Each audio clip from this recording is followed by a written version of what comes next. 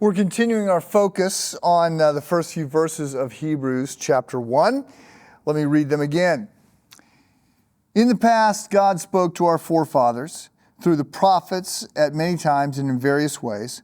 But in these last days, he has spoken to us by his Son, whom he appointed heir of all things, and through whom he made the universe.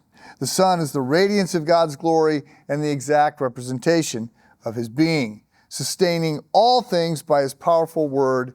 After he had provided purification for sins, he sat down at the right hand of the majesty in heaven. So we've talked about Jesus as being the heir and as the creator of all things. I want to focus on the next part, that the Son is the radiance of God's glory. Or the radiant light of God's splendor. So the first statement told us that Jesus was heir. The second statement told us what he had done. He'd created things. We go back now to this idea of who he is, of his being. And this third one is a statement designed to drive home the idea that Jesus is fully God and that he is sort of the glory of God. He is better than the angels, he's better than Moses, he's better than the law, he's better than the prophets, he's better than anyone, any place, anytime, anything else. So, the radiance of God's glory. He is the brightness that goes with the light. And if you think about this, you can't really separate the brightness and the light, right? I mean, they sort of go together. And there is this understanding theologically that the glory of God, so the radiance of his being, the glory of God, is the sum total of all of the attributes of God put together. It's not its own thing. It is an expression of all the things put together. So it's an outpouring of his holiness and his justice and his love and his mercy and his power and his wisdom, right? All these things put together become the radiance of God's glory. And as such, they cannot be transferred to somebody else. Right? You cannot imagine somebody else having the sum total of God being something that they could express. And we get a little bit of a play on this in the book of Exodus, which I've been in my own devotional times for the last 6 months or so. I'm reading, among other things, I'm reading Leon Kass's book. He just came out with a massive commentary on Exodus. And Leon Kass is a Jewish academic, sort of a political philosopher, great books guy. He's older.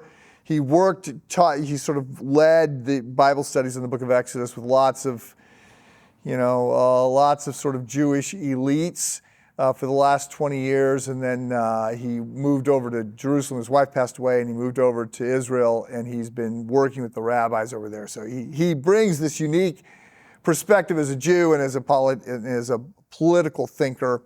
So I've really been enjoying that. But there's this event where Moses is meeting God, and at one point Moses says, I want to see your face, and God says, you can't and survive. There isn't any way that could happen. And they go back and forth, and eventually God says, look, I'm going to tuck you away in the crevice of a rock, and I'm going to hide.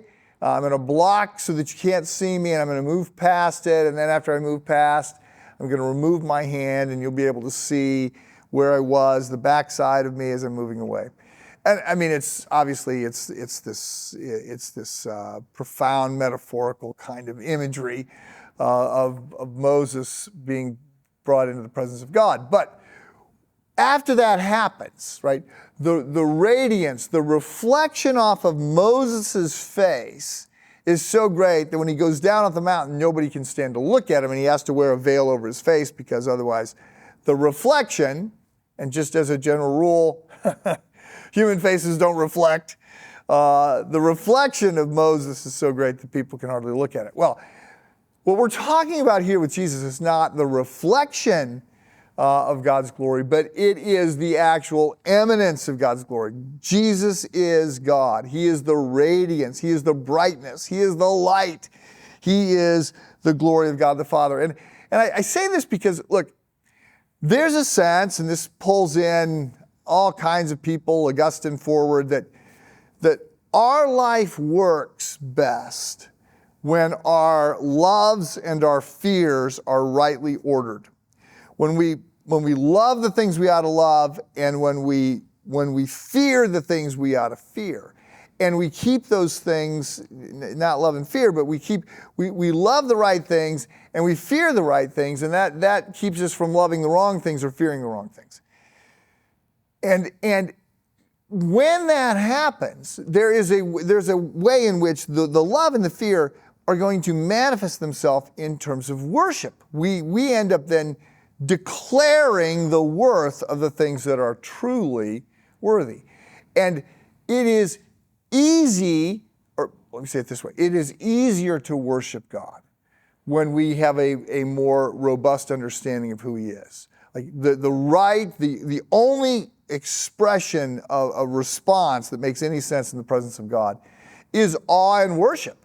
And so what we are trying to do is figure out how we can rightly order our loves, and having a better understanding of who God is enables that. And remember, this is written to people who are facing trials and persecutions. And so they want to know that what they are loving and what they are fearing is rightly ordered. I want to encourage you to examine what you love and what you fear today. Have a great day. See you tomorrow.